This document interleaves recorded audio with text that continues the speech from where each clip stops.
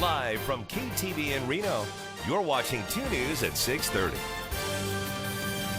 We're continuing with our back-to-school coverage as several northern Nevada school districts are working on reopening plans ahead of next month. I'm Kristen Remington. I'm Ryan Canaday. Thanks for joining us tonight. The Washoe County School District Board of Trustees are still meeting to discuss its options.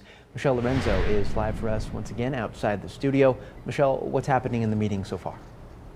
Well, right now, trustees are going over details of COVID-19 protocol, and they are expected to consider student learning options once again. Now, earlier, they went over recent surveys that were sent out, and results show that a majority of elementary school students are expected to return to the classroom.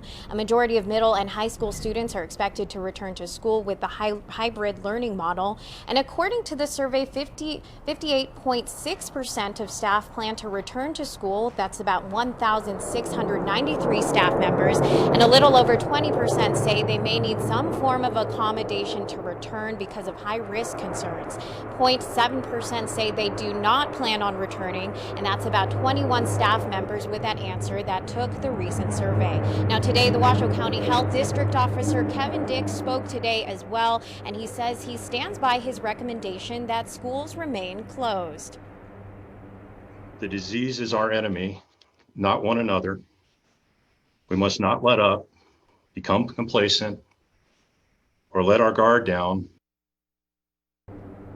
Now, as this meeting goes on, we will have updates for you on air, online, and on our 2 News app as we learn more. Covering Back to School Live, Michelle Lorenzo, 2 News.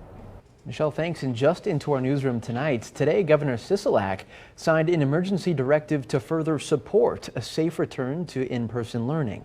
The directive shifts the minimum social distancing requirements from 6 feet to 3 for pre-K, kindergarten, elementary, and middle school students, while 6 feet requirements do remain in effect, though, for staff and high school students. Well, under the directive, masks are required for all K-12 students and school staff, with some medical exemptions. The directive also supports ideas of distance learning education flexibility throughout the school year.